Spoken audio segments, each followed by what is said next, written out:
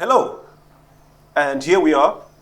We have actually done 13 episodes this season, and we're having a bit of a celebration. Once again, we've actually made it to the end of the season without making any serious horse-ups. And for that reason, we are in the Meikles. We're going to have some posh drinks today. And guess who's back? Yay, Lebbie. Good for me to be back. Do you only appear at ends of seasons? Well, it looks like these gents only want me at the end of a season. I wonder why. Well, if you're nice, maybe we might have you more often. And what does nice mean in this case? Bring lots of bottles And of interesting wine. Is this lots of bottles on the set or off the set? Both. Both. Okay, we'll see. Speaking of bottles, Yes. what have you chosen for us today? Well, today, I'm excited. We are having a white wine, Chenin Blanc. Chenin Blanc, often called in South Africa, it's often called Steen. So if you hear Steen, the name Steen being thrown How around, do you pronounce it? S-T-E-E-N, Steen. Yes, but world over known as Chenin Blanc. This is actually a bush vine. So bush as in the concept bush, and that is how it has been pruned. Over 40-year-old vineyards, and it's fermented. So this has actually got some oak affinity on it. So if you're a Chenin Blanc drinker, you will know that Zimbabwe actually drinks a lot of Chenin over any other white wine or red, for that matter. Maybe as we taste, what are you having? I'll have an Earl Grey tea. Okay. So Since maybe, we're at the maybe you Meikles. could bring us tea while we... While we talk about the wine. Yeah. Yes. And if you have to know, world over, South Africa has the largest plantings of Chenin Blanc. Really? Yes, it does. So you are actually, if you travel to South Africa, you're more than likely to get a Chenin Blanc at each wine farm. That is how much Chenin there is in South Africa. Look, it is grown all over the world as well, but just not as much as South Africa. So why don't we see more of other varieties? Are you sure about that? What? Maybe the question is... I feel like I see a lot more Chardonnay than I see Chenin Blanc. So the thing is, you've got to know about something for you to actually, see it, observe it, and want to drink it. The narrative of Chardonnay going back years has been pushed. Sauvignon Blanc in our country has been pushed. But Chenin Blanc is like the silent variety. Nobody really talks about it, but some amazing things are really happening with this grape variety. And thanks to Amani Blue, a wine distributor, they have kindly asked us to have a little bit of a review about this wine. Has Tinashe, Ranga allowed you this placement? I had to ask Ranga, and he did say yes. Thank you, Ranga. Yeah. So, and I always push this whole thing that, Tinashe, I know you don't drink, Yeah, and but you always can still forget go about my through the teas. tasting ritual, and you just end at the nose. Oh, right. You don't have to drink it, Okay. but you can just, help us take a look at it, nose Did you it. get him to agree to... Well, that's the reason why you need to have a lady on the show. Well, That's You think the she'll be next- more convinced? Yeah. So maybe we can have a glass for Tinashe, not to drink, just to finish it go off well. through 2/3 of the I'll be tasting very ritual. You could pour him a tasting portion. Yes. And why do you look like you're about to go on safari? We're at the Meikles, and I just thought it was apt and appropriate to be very regal and perhaps bring on... Regal. Yeah, the old days. I would go more for retro. No, actually, know- this is retro. Yeah. Well, in terms of your look. My look. Yes. Oh, okay. I'm thinking safari. Safari. Well, I just see khakis. well, if you were here 100 years ago, you probably have worn something like that. So she's probably right that it's retro. Well, No. Okay. Well, when we say Regal. retro, we kind of think of 70s and 80s. Yeah, exactly. It's not retro. It's colonial. more regal. Yeah, but if you were here 100 years ago, you would not be sitting on that side of the bar. You might not be sitting. You in would the not bar. be in this bar. But anyway, shall we? Take Yes, it shall we taste? Yes. A quick look at never it. ask. A quick look at the wine, and then just to make sure there's no unidentified flying objects in the wine. And then we take it to the nose. So Tinashe, you can join us on this part. And obviously a whole array of flavors coming through there. And it's entirely up to you what you're going to say you're picking up from that glass. I am not going to suggest anything to you in case you're someone who's always near dirty socks. I was about to say that. And I that can't imagine drinking this is what your and nose actually will enjoying pick it. up. Why? But So- why are you smelling it? It's a very sour. Can you smell sour? What do you mean when you say it's a very sour? Well, I can smell something bitter, something like Something unripe? lemon. Yes. He's good. He's good. That's what I meant. So by yes, sour. yes, you That- actually do have some lemon, some lime coming through, but very green, very so unripe. that's why I was like, I can't imagine drinking this. It's like drinking lemons. It's your. Yes. And then you can put your glass down while we take it to the palate. Okay. Now I pick up the citrus. Lots of citrus on the palate. A bit of peach. Citrus peel. Green peach for me. You know, the green kind, not the ripe kind of peach. But very... Sasha thinks we're making this up. No, we're not making it up. No. It just explains the frowns on your faces. But I must admit, I've taken a sip, I've put my glass down, and I'm still tasting the wine in my mouth. And that is a sign that this could actually be a good wine because it's lingering on the palate. And that is what a wine should do. I should never take a sip, and before I put my glass down, I've forgotten about it. You have no idea what was on your palate before. So definitely for me, that structure, that elegance is lingering in my mouth. Wow. And But I must say, I think I would have enjoyed it a bit more. It was a little bit cooler, definitely, even a bit crisper. true. So you're not going to get too much crisp on this, but definitely a lot more chilled.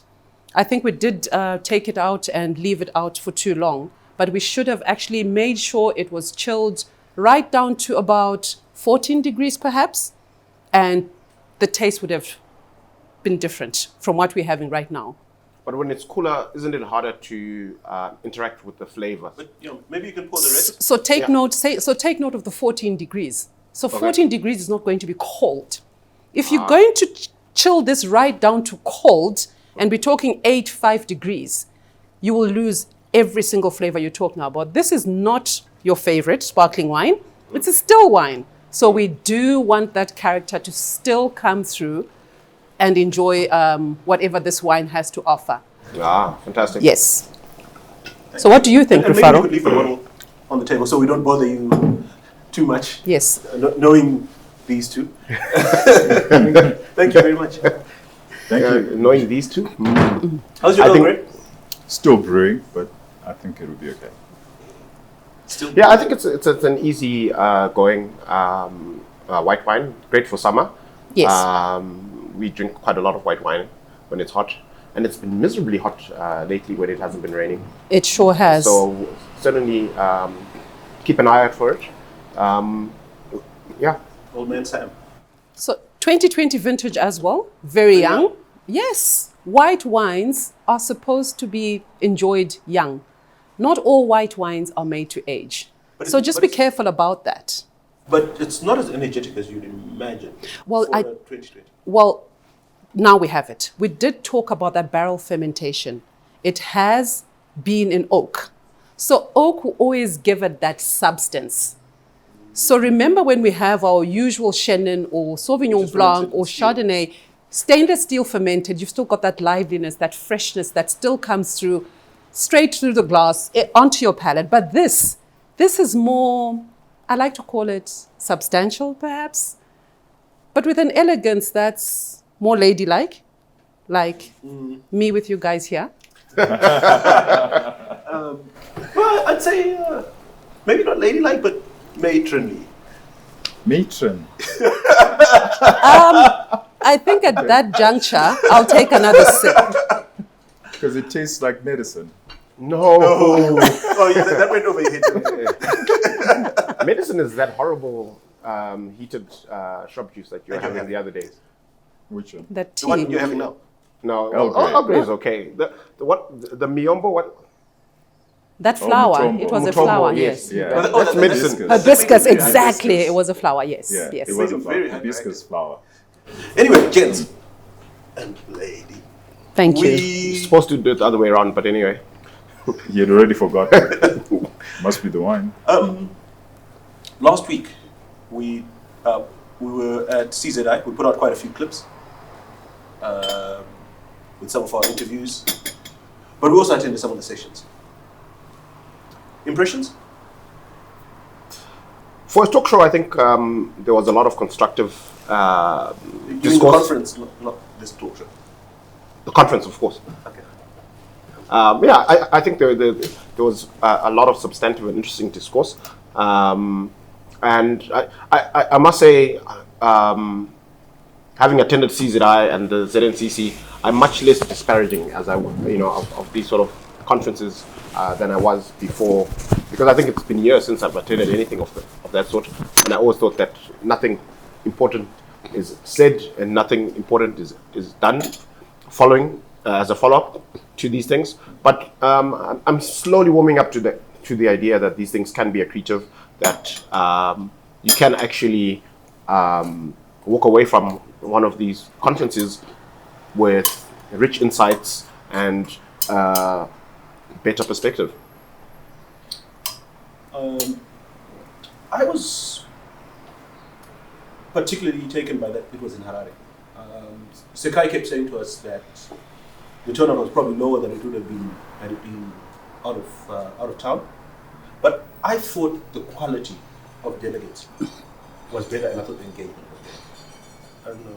What is your sense? Well, you've been to more of these congresses and conferences than Rufara and I, so maybe you can speak to that. Yeah, I generally get the feeling that when we go to a resort, it's great for networking. There's a lot more people there, and you're all stuck in one place. So you have breakfast, lunch, and dinner together. But I also just get the feeling quite often that we're there to play. There's a lot of people hanging around outside the sessions. A lot of people going out and doing sightseeing and other activities. Whereas this one, people actually left their offices and deliberately came to a place to discuss these issues. And I mean, I saw a lot of, I don't like using the word important people, but I can't think of a better one. I saw a lot of important people there. And they were there morning to evening every day. And they were doing the work. Are you saying it should just be work? Should it be all work? No play? Well, it's an industry conference, right? Yes, it is. So once a year, all the decision makers in this industry are supposed to meet and talk about issues that are relevant to them. Now, when they go to a resort, half of them are playing golf. Somebody's got a booking for bungee jumping at 11:30. And then there's also a whole lot of other people that probably shouldn't be there, but they're just there because they could get per diems. It's a free holiday. Okay, so that's a lot of play. Yeah, but Yeah. the flip side of that is that if you have a conference in Harare, then everybody at the office knows where you are, and if there's something that needs to be signed or something urgent comes up, they can actually get a hold of you and engage with you. So you're less engaged in the business of the conference, because from time to time you're actually dealing with office issues. Whereas if you're at a resort, you're completely cut off from the office. Nobody's coming through with a document that needs to be signed or with an issue that needs to be dealt with. They've literally written you off for those 2 or 3 days that you're away, and you're completely engaged in the business of the conference. My perspective is this: as an advocate for evidence-based management, I'm more interested in what happens after the conference. So I really don't care whether it happens in Victoria Falls or any other resort or within the city center or who attends. I think what I would measure it by is what happened after the conference. So what happens after? But what happens after the conference is influenced by the quality of deliberations in the conference. So if people went to Vic Falls to play golf, what's the likelihood that anything important is going to come out? Well, a lot of engagement actually happens on the golf course. It does, but these deliberations, are they not scheduled? Yeah. Why would I, over a scheduled deliberation, book golf and play golf, half the morning? Because you can. Your boss isn't there. Maybe you're the boss. And your friends, and all your friends and peers from the industry are there. So it's a time to catch up. You catch up, you decide you're going to have a beer at 10 o'clock in the morning. It doesn't matter. Some of the best interactions happen over a to beer me, at 10 it doesn't in the morning. matter. It doesn't matter where the interaction is happening. Because it could be at a golf course, but what we need to judge is what happens after that play of golf. What happened after the conference? That's what I'm more interested in. That's where we can, glean the evidence that this was a successful conference or it was just really run-of-the-mill. It's something that we do every year and we must do because members expect us to do it. I think what's more important, and I think we've had a discussion around this, around strategy sessions. And the producer, what he said is, if he will allow me, is he will never have a strategy session in his organization. And I thought that was very unscientific of him. But on that particular day, I was feeling particularly mannered. So I didn't say anything. But the point is, I really don't care what you do. What is very important is what are the results post the event. So if you are given to playing golf at the golf courses, what we would want to know is after 6 months of you playing golf, what came out of those golf days. If you're given to drinking like our friends here, the point is, okay, so what happens after? What evidence do you have to show us that it was actually worthwhile for the organization and for yourself? Well, this show is a product of drinking. So the evidence is right here. Yeah, no. And drinking does include tea, hey? Don't forget that. Oh no, we're not going to be. She's very kind. We should have her here more often. Eh? She's very kind. Oh, No, Lebbie, okay. you're so kind. We will go for a break now and let you guys go. And Do you want to share you my guys go break? and further thank your you. romance or whatever is going on here. We'll be back in a couple of minutes.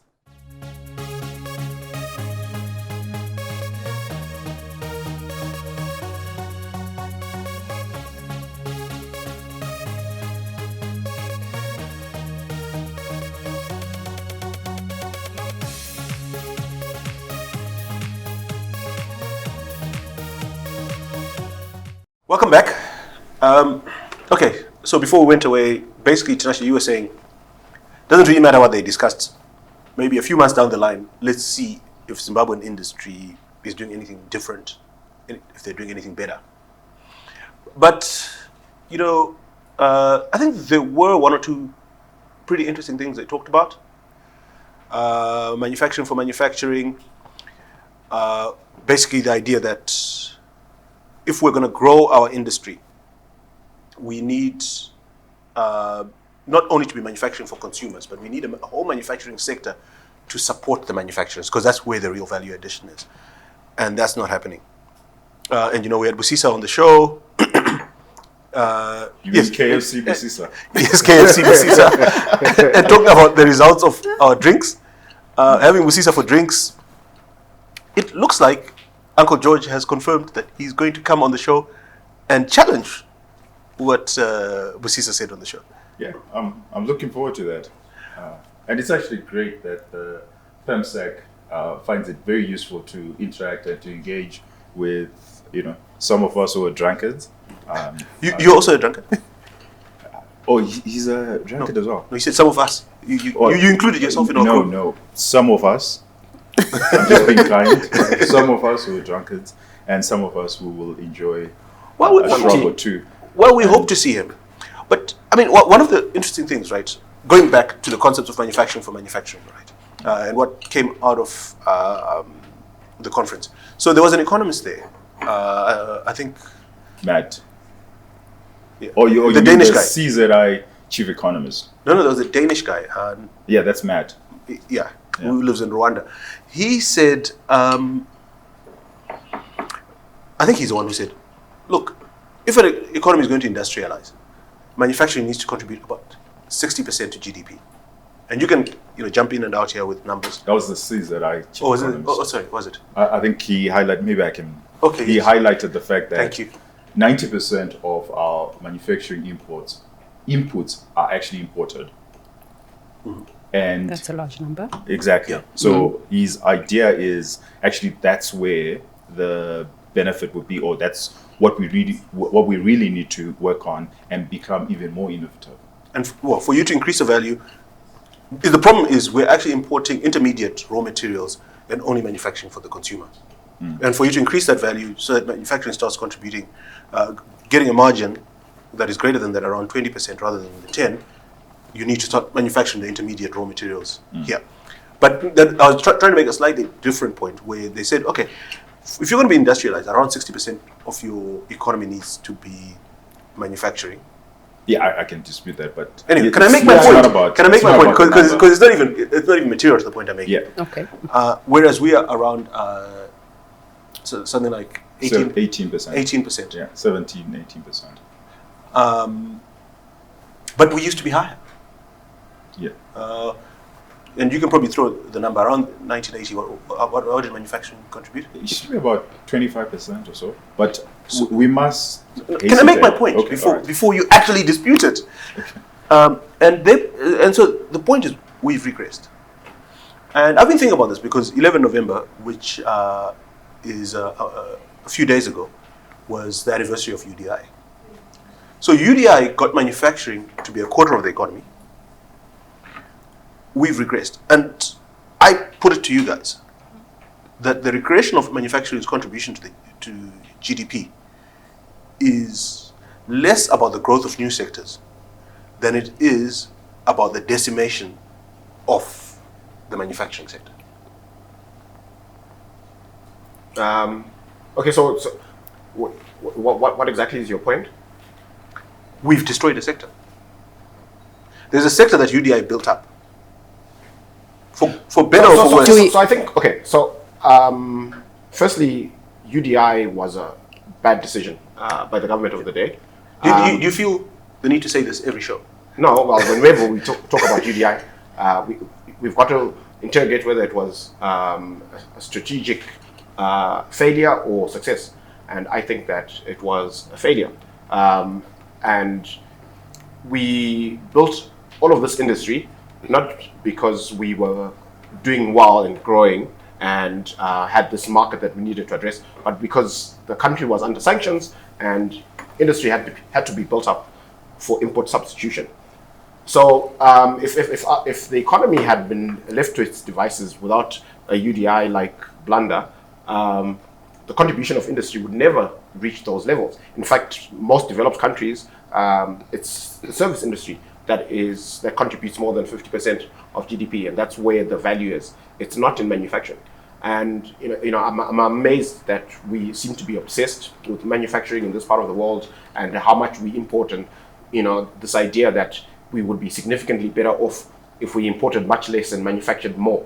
I don't think that's the case. I think we should, as long as somebody somewhere else in the world is manufacturing a better product cheaper, we should import, and that there's nothing wrong with that. I don't understand our revulsion to importing so much. No, but your point is valid if we're doing something else well. So, at a household level, most of us don't wake up and grow our own food. We have decided there's something else I can do that creates enough value for me that I can buy food. But if you're not doing anything and you get up every morning and you sit in the garden and do nothing, you're going to starve. Exactly. So we spoke about, you mentioned numbers, 25 to about 18 And you spoke about regression. Do we have a time period in terms of that regression? How long it took, from what period to what period? Okay, so just to contextualize the debate, I think Rufaro is dead wrong. The reason why... Look at the look on his face. The reason why you want to industrialize using a manufacturing base, because when we measure output or the addition GDP, what we really measure is value addition. So it doesn't matter where you're right, it doesn't matter which particular sector you're in or where you are in the value addition. What we do measure is how much value have you added. Now, if you look at from resource extraction right through to services, where you have the greatest amount of value addition with the least cost is actually manufacturing. So services, the cost is higher. Why? Because you need extremely trained individuals. So while it is true, you need far less people who are producing a whole lot more, Value. but to get those people to be at a tertiary sector competence takes generations.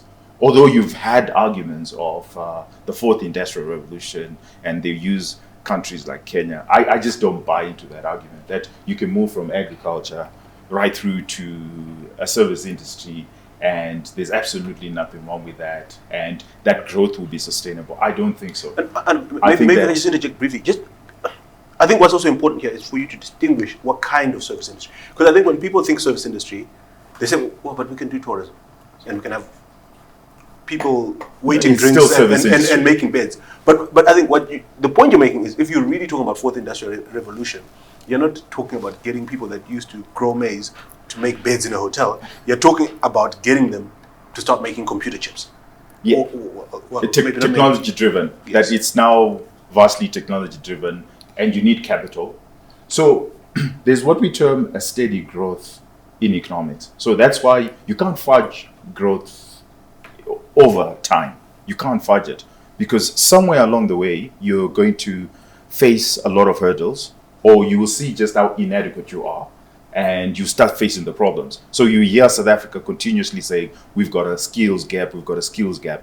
It's because of something that was fundamentally wrong when they were on their trajectory, their growth trajectory.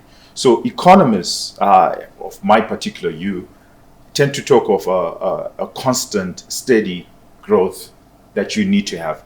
And in a very simplified way, I will explain it this way, that when you have a farmer and he's not capitalized and it's draft power and he's using his cattle to grow, the first thing that he would do is he will make a little bit of money from that. And a little bit of money from that, you start automating. And when he automates, what do you think is going to happen? He's going to buy, let's say, what's the basic machinery that a farmer can buy? Small tractor. Small tractor. Yeah. That's a high level. I don't know. Okay, there's tractors you can buy now from China where you walk. It's like a Like a gejo. Like a gejo, like that's got a an glorified that's gejo. got an engine of some sort, right? Yeah. So then it's two things that they're already doing when they're automating, right? Mm-hmm. The first thing that they're doing is their yield is going to be higher, Yes. but they're now buying from a guy who makes this. Okay. So this is where manufacturing for manufacturing comes in, because what they're saying is, if this farmer is buying something, let him buy from someone who's manufacturing from within that particular economy. But initially, there's no one who's making that particular product because the demand was just simply not there, so he has to import from China. Mm-hmm. But the more farmers you have who are succeeding somewhat and have got the upskilling and are importing this, as an entrepreneur who will see that as an opportunity and start manufacturing the small motorized plow, right? And by doing so, they save for the farmer, he makes more money. And what's happening is, where you're making a lot of addition is actually in the manufacturing. So the manufacturing base is growing. And because of that, you then need the services. So the services are, in our simplified manner, it's the last stage. So if you look at the farmer... The guy to maintain the plows can only exist if the plows are being made. Now, do you realize that Not necessarily. You can have a guy who services the plows, even if you're not manufacturing any of them. But then the value addition in the economy is small. And the point that Jimmy Silos made on the show, so going back to those motorized plows, Jimmy Silos wasn't even talking about manufacturing the motorized plows. He's saying right now, the equivalent of what we're doing is we import all the pieces that go into a motorized plow, assemble them, and say we're manufacturing. Because, and everything's actually, that's a good point. Everything's come from in GDP, we actually don't measure. If you are just purely assembling, remember what we measure in GDP is the value addition. Have you added any value to that process? And that's why the value addition is only 10%. Yeah. But so what Jimmy was saying is if you actually look in that whole plow, maybe there's a particular bolt that goes 100 times into that plow. And if we can have somebody start making that bolt, yes, we can still import the rest of it. But if you can make that one bolt that goes 100 times into the plow, that value addition goes from 10% maybe to 15%. But it's a starting point. I differ. Everything I've said, you may not have picked this, but everything I've said is actually determined by, maybe Rufari is actually the clever one and he has picked it up. You know, everything I've said, that growth, the steady state of growth, Are we going to let What you is get that on? supposed to determined mean? by the productivity of the farmer. The more money the farmer has, it actually determines everything downstream, right? So the more, if the farmer becomes automated, if he decides to save more, so if you're subsidizing the farmer, the whole system just collapses. No, but But where are you disagreeing? The minute, no, because if you focus on the manufacturing, which Manufacturing is for manufacturing, for yeah. manufacturing, which is one component, you're missing the point that actually to grow this industry, this ecosystem, the most important thing are savings within the system. And savings, to use an accounting term, savings is an economic term, but to use an accounting term, it's profit. So that's why profit is very important in a country. If the farmer is making Do you hear profit, the derision with which he refers to accountants? But anyway, carry on. in the old days they used to call them bean counters. No, but look, I think one of the things. No, I'm just having fun. I'm I'm offended. One of the things I picked up at the conference is there's this pontification, this prescriptive way of speaking about manufacturing. We should manufacture more, blah, blah, blah, right? What is the market actually telling us, right? Because if there was a huge gap for entrepreneurs to enter the manufacturing space and make a lot of profit, they would have, it would have happened already, right? So there's a reason why people who have the capacity to engage in that space as entrepreneurs and build manufacturing businesses, there's a reason why they're not doing it. So, but what are we going to do? numbers not matter? You're saying, okay, so don't grow your own food, but you don't have a job. There's nothing else we're doing. We're sitting here doing nothing, and we're poor. So, what should we do? Be productive. Whatever you're doing, make profit.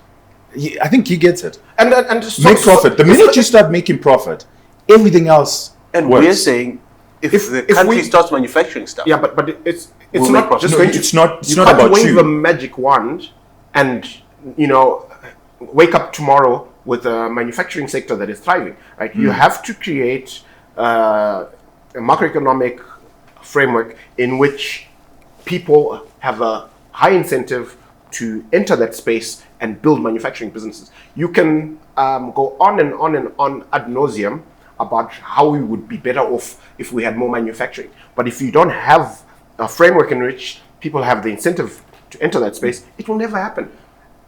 And we've been pontificating about the need to import less and do more manufacturing for decades in this part of the world, and it hasn't happened, and it's not going to happen because people with capital, right, who have capacity to build manufacturing businesses, when they look at sub-Saharan Africa, right, if you have a choice of building a plant in Zimbabwe or Zambia or Malawi or Mozambique, where are you going to go?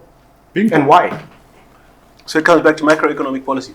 Bingo. And maybe that's a discussion for Uncle George, if and when he comes on the show. Perhaps we can tackle him on that.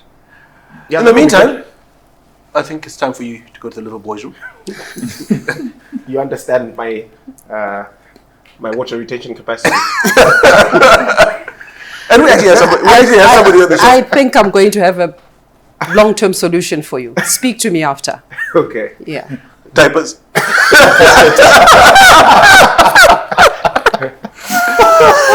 I'm not saying. I'll speak to him after. We'll be back in a couple of minutes.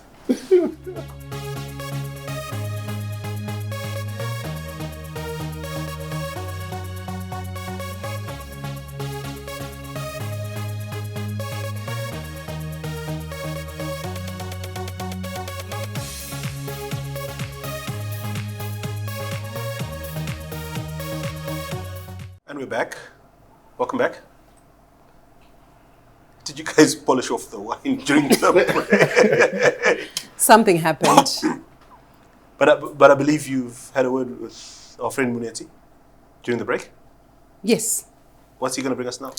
So we are going to have a red wine, Cabernet Sauvignon, and this is bottled in South Africa by a Zimbabwean, Tinashe Mudoka, one of the 4 sommeliers who went and did the blind tasting, world competitions, and they put the Zimbabwean wine crowd on a map, and we are tasting one of his bottling experiences. So he doesn't grow the grapes as such, but he's really involved in the mixing and seeing when it's ready to be bottled, that kind of thing. I've met him on a few occasions. Very charismatic young man. Pleasure to be around, and The his name wine. like Tinashe, Oh my goodness. Wow. I wouldn't expect any less. I had forgotten that we had a Tinashe on set as well. Can we please refrain from casting parallels between ourselves and our namesakes, lest this be extended? George. So Cabernet Sauvignon, I think pre-COVID, I haven't really checked statistics did he take after away that. We Keeping it safe, prefer maybe. to Okay. see it close by, but All right. Anyway. But it's world over. And sorry, what are you having? So I will have a Malawi Shandy. Thanks for remembering. For thinking of me.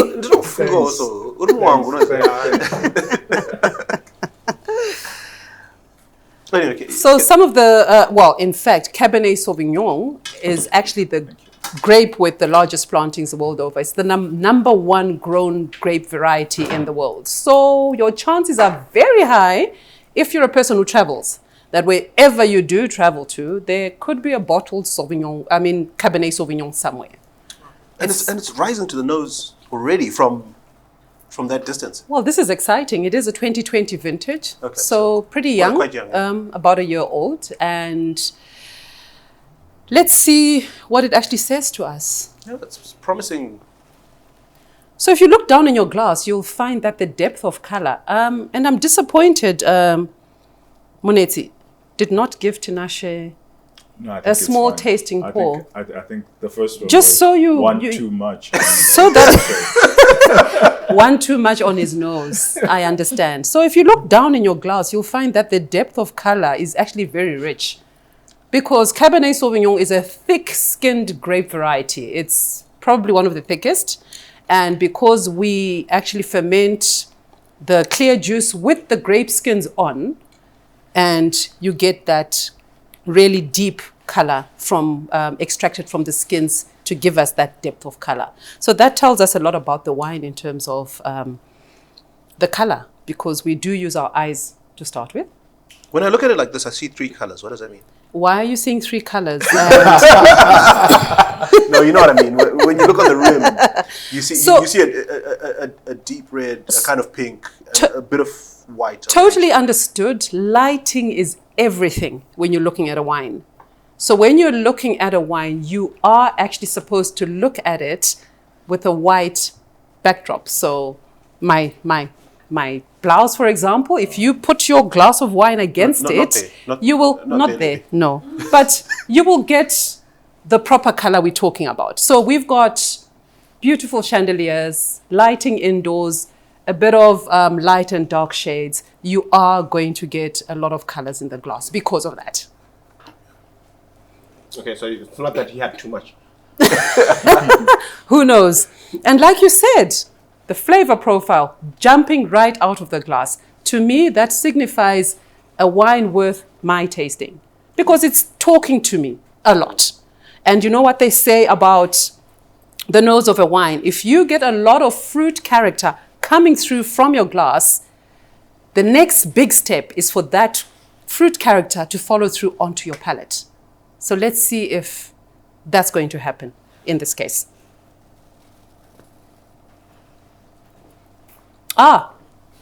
Easy. Every day.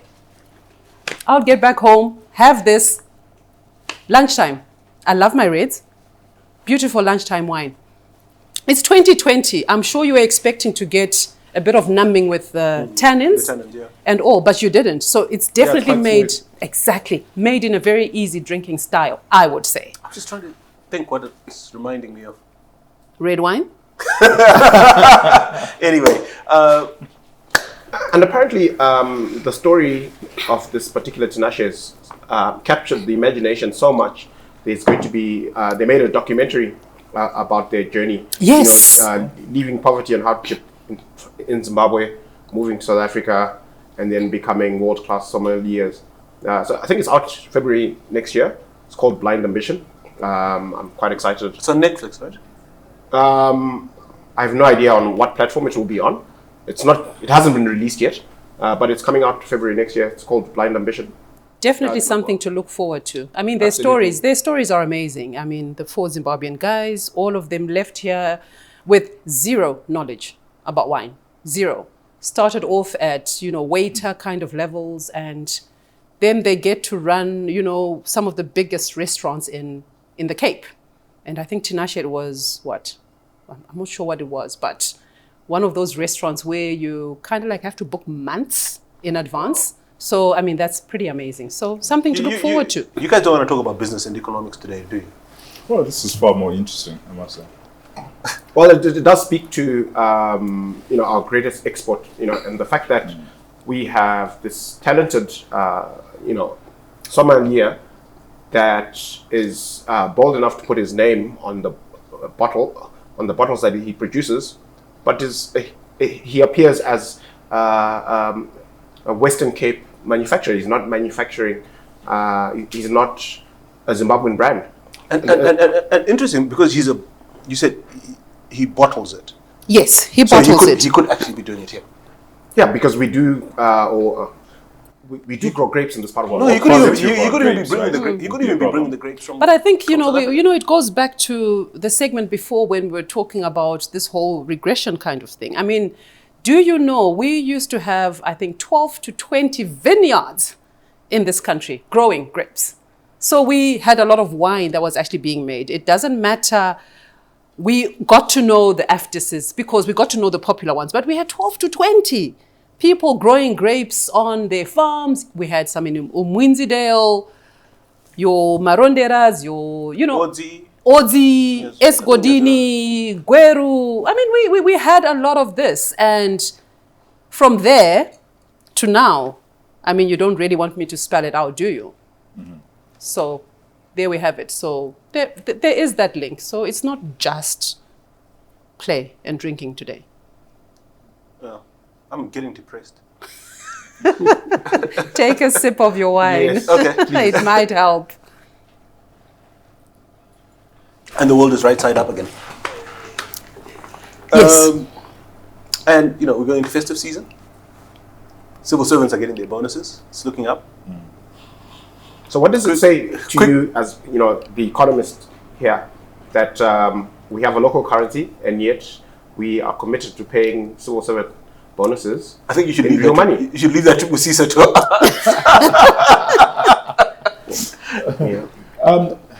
I'm not so sure you need an economist or anyone who, anyone can understand that there's something quite problematic. And I would throw the question back to you as an accountant, that what does it mean to you? I stopped being accountant. All right, I judge the 2 accountant. decades ago. Okay, I keep telling you I'm not one, but okay. I'm your resident accountant, your resident farmer. What does it mean when your budget said Zim dollar was in Zim dollars, everything was approved in Zim dollars, and then 1 month left to the year, you then approve a US dollar payment. Well, okay, it doesn't necessarily mean anything because numbers can be translated to whatever currency. I have a more basic question. I beg to differ with that characterization, by the way. It means something, definitely. Yeah. No. Look, in terms of the budget and the actual expenditure, we can have a whole discussion about what exchange rate are they using, but it's not that material. The actual translation. I mean, It's very material. It is very material. That is very material. What would you think if you woke up tomorrow and you read a news article saying that the South Africans are going to pay their civil servants their bonuses in pounds? No. It's very material. But you guys interjected, right? So I didn't say that the actual payment in US dollars is a good or bad thing. I said don't dwell on the budget. But that we're now paying it in another currency. I think there's a far more basic question, which is, do we have the dollars? Starting point. Is that money there? I think you're. That's a different conversation. Different conversation altogether. The question That's the in my next mind- step to the conversation. Yeah. So we're still back at Why, step one. Why does the government feel the need to pay in a different currency from the currency that it issues? Well, and that's the And I'm just saying, and that's your an question. accountant. It's not an accounting question. It's a very basic question. Yes, it is a basic question, but it's not an accounting question. Well, I just wanted to hear what an accountant would look at it as, right? How an accountant would answer it. But the basic question is, can you please first answer that? What's the question? Okay. What's So the basic let me capture it so that, because we don't have enough time anymore. The point is, the government of Zimbabwe, when they come to parliament and they pass budgets, it's very specific as far as what currency they're paying out bonuses, if that's what the budget is all about. No, it's not. So Because the budget is we gave you time, and you But this is didn't answer. you kept interjecting. The budget is in Zim dollars. It's always in Zim dollars. Yes. So even when people travel to South Africa or wherever on government business, they spend rands or US dollars, but the numbers come back into the books in Zim dollars. That's not the issue. The issue you guys are asking is the issue that why is our government I was paying about its to- employees in a currency that it doesn't issue? That's the basics we've been trying to make you understand. and that's an important I'm question. trying to say, and I'm actually trying to answer it. And I'm trying to answer it from a budgetary process perspective, so that you understand the budgetary process. Because it comes back to the budgetary process. Because the budgetary process is such that even our borrowings, the government said they will borrow X amount. Now, if you're paying in US dollars, what does it mean? Never mind that it's in US dollars. It means that because right now we are in deficits. So you're going to have to issue out more Zim dollars or take out from your US dollar kitty to pay this. And that's outside of the budget. That's what I thought an accountant would look at it as. That all this translates to a payment that's outside of the budget. And that's the first thing that we'll be worried about. No, Why are we worried about it? your understanding of the accounting is wrong. But the So principle, not here- quite on the principle- same line. The point you're trying to make is valid, but you're wrong on the accounting principle. Okay. So the first thing I'll be worried about is it's outside of our budget. The second thing I'll be worried about is it's in a currency that we don't issue. The third thing I'll be worried about is that in the last quarter, since July, we don't have the latest number, but we've been on the market and we've been borrowing. So it's been deficit funding since July. So I'll be worried about what the implication of a bonus in US dollar means. I So think those those are are the things. three key things. I'll be worried about. I think those and are I thought very an important. accountant would I pick agree it up I agree with quite easily. I agree with those three things you raised, Okay. and those are the same things I raised. Right? I said, number one, do we have the money, which is similar to your number one. Number two, How is it being funded? number two, why are we paying in a currency that we don't issue?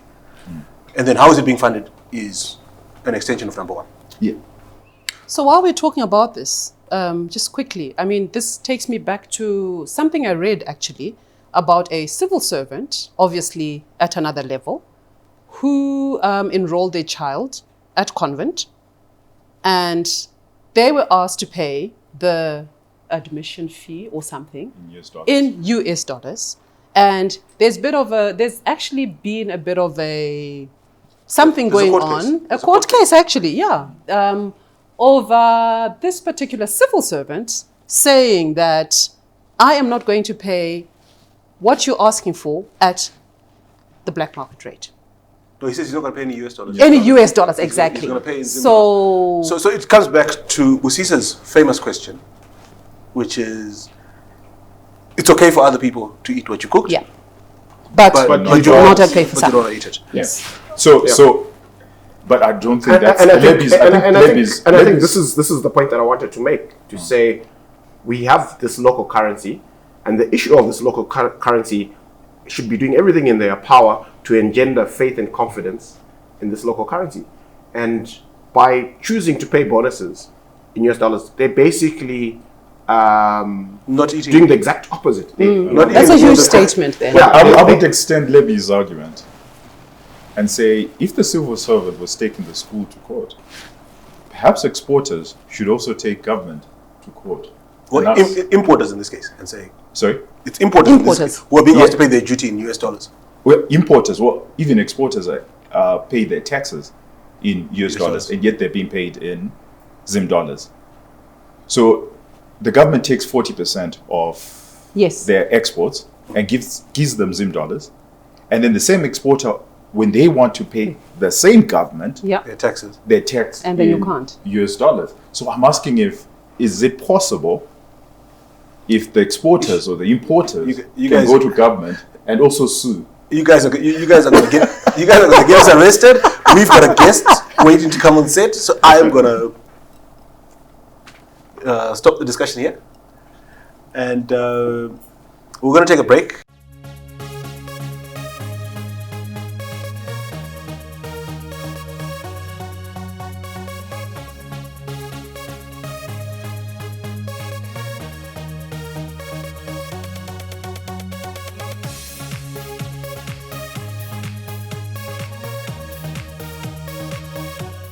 And we're back. Welcome back. And our lovely guest is now with us. Hi, how are you doing? I'm good. Oh, that's a lovely smile. Yeah. I'm sure my wife's not going to watch this. Well, I hope so. Before we get to introducing you, as I said earlier, we're at the end of the season, and at the beginning of the season, or in the middle of the season, Rufaro promised to give away some books on whiskey to people who commented and engaged with us on YouTube. And we have some winners. People who we've had the most interaction with. Well, okay, let me not say the criteria because that was done by Ranga. If you're disgruntled, please speak to Ranga. Nothing to do with us. Yeah. But we've got 5 people that are going to be winning books, and at the end of the show, contact details will appear for who you must get in touch with. Otherwise, you will hear from us in your inbox on YouTube, because that's the only contact we have for you. We will be giving a book to Ian Banda, another one to Adbo Makunura, one to Wei Chikoko, a 4th one will go to Tapio Mbonderi, and the 5th one will go to Batsirai Kuhlengisa.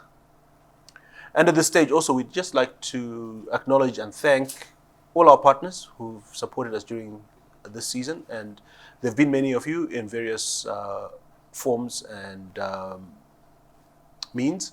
Of course, in particular today, our partner is the Meikles Hotel that has hosted us in their Can Bar. And the main sponsor for the season, as you have probably picked up because you have seen their logo through the season, has been Vincent Capital, who have been our generous hosts. They pay for our chicken and salad every once in a while, depending on how generous the producer is feeling. But we're very, very grateful for the support we've had from you.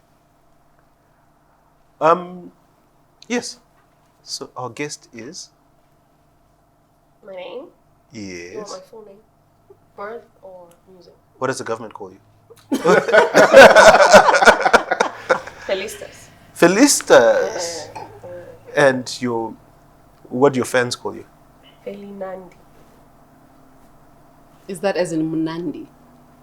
Yeah, like sweet type of Nandi. Oh, okay. Everything to do with you as a person? Sweet person? Voice, Voice. in Ah. particular. Ah, lovely. Yeah, It's actually my first time hearing about you. that's a good thing. It is a good thing. Yeah. So, what are you really into in terms of music? Well, I think they talk about genres. Yeah. Are you in a particular genre? No, no. I sing whatever I want. Oh, beautiful. She sounds like someone who would love wine. You know, I drink wine. You know, people always ask preference, red or That's why you white, look and good. I'm always like wine. You look really So- good. You look so like yeah. someone who drinks wine. Thank you. I do. Wow. Yes, so a little about yourself in terms of music and who you are, what you'd really like the fans to know about you. Well, I'm a singer. I'm an Afro fusion singer. Means I sing anything that links me to being African, something like that. So that's what Afrofusion is. Yeah, it means I can sing dancehall one day, next day traditional music, next day gospel. As long as you look at me and tell that I'm from Africa. Oh, lovely. Yes. So before me meeting you here on the set, where would I have heard about you? Yeah, YouTube, pretty much every other platform, Twitter, everywhere. Beautiful. Just as in the way you look as well. Really? She's Thank beautiful, guys. Absolutely Yeah. gorgeous. What do you think? Gorgeous. Yeah, my wife's not. Forget your wife. My wife's not Forget watching. your She's stunning. She is stunning. She is stunning. If my wife sees this, it wasn't me. Oh, And just, these people- just tell her you were with Lebbie. Yeah, and that'll make it better. I think so. Yeah, I failed miserably to hear the question. That's my story.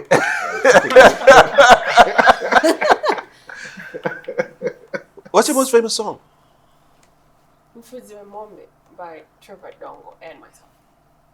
Are we going to hear that today? If you want, yeah. A little bit. The way she said a little that bit to of you. background behind that, Mufudzi Mombe, because Oh, yeah. you are giving me this picture, you know, Mufudzi Mombe. Yeah. I've never partaken into it, but We hope not. pretty much no.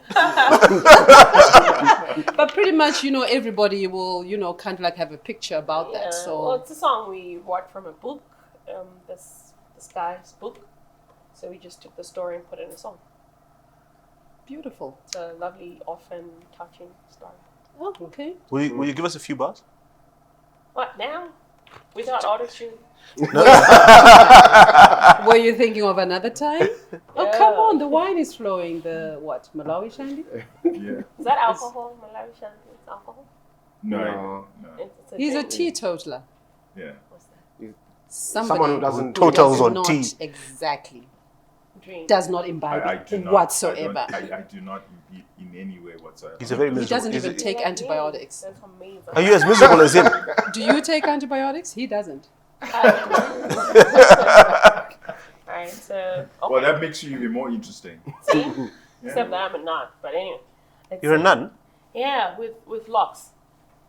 Like seriously, So you're which a nun. definition of nun? Because there's so many definitions these days. Did you know No, that? No, I do know. Oh, yes. I grew up thinking you could only be a nun from like an early age. But I hear, you know, I'm in my That's a very prime years, that's but a I can very polite way of putting I it. can be a nun right now. So maybe she's recruiting. I'm not ready. Anyway, yeah. Will you give us a few bars? From Futamanga? Yes. Yes. Alright, Chango Achishu, Muchangi Wonani Ring Zuva, Omokoti, Diero Takarasa, Diero Taidadira, Shona Chishu, yeah. And you thought you needed an autotune? I think this is. Oh, she was being Trying to sarcastic. be humble. You're a bit slow today, George. It's Yeah, beautiful. very slow. And maybe that's a good moment for us to get out of your way and let you Yeah, actually do your please. thing, isn't it? Thank Yeah. you. Thank you.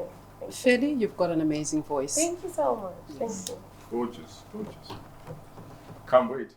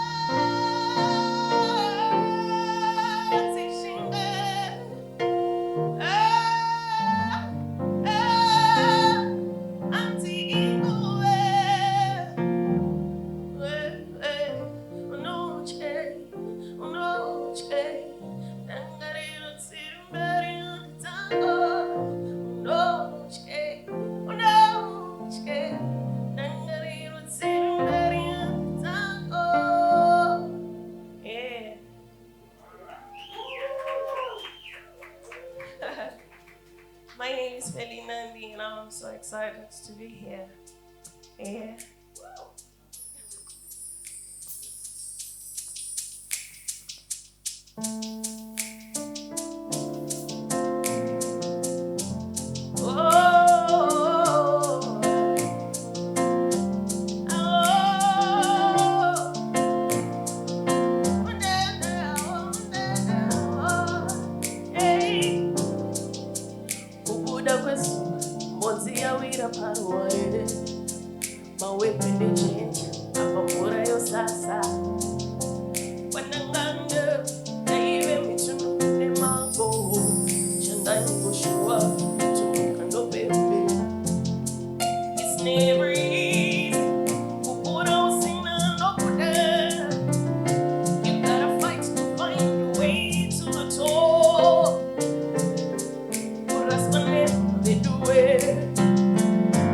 I am here to tell my story, saying what you should.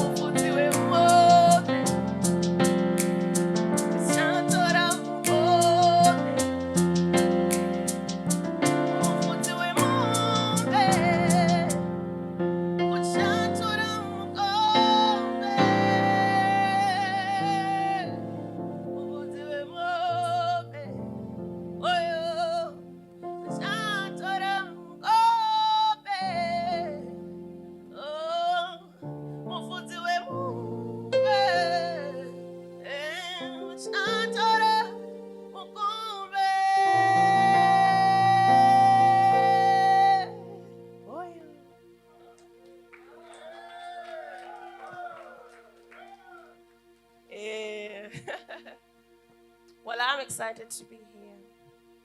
Let's go. Oh, oh, oh.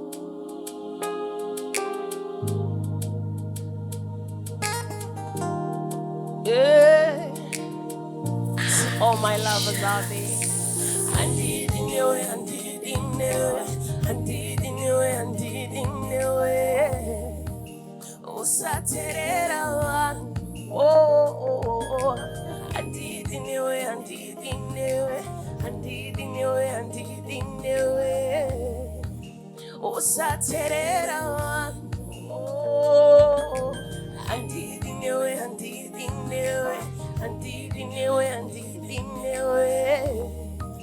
Oh, Saturday, oh, moyo wangu, mfungwa wangu, mupenyu wangu, yeah, muserei wewe, oh, tika nyumba, tika ninsana, tika ruisana, tika rambana, oh, sivaniwe sewe, anirare, anifunge, andikae, anditike.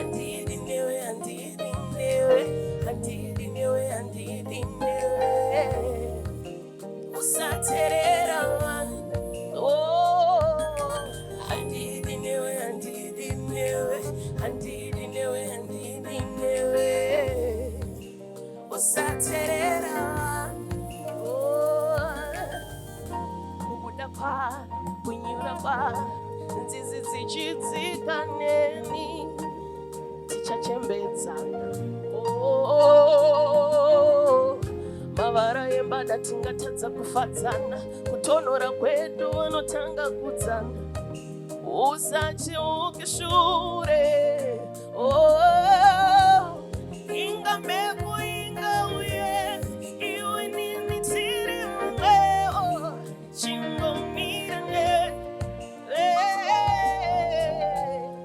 inga mhepo inga uye, iwe nini tiri mwe, oh, chingomirane, oh, I did in the way, I did in the way, I did in the way, I did in the way. Usaterera, usaterera, I did in the way, I did in the way. Usaterera, oh, I did in the way, I did in the way, I did in the way, I did in the way. Usaterera, oh, when I'm very, mamuka say, manjenjenje marara say, oh, usaterera.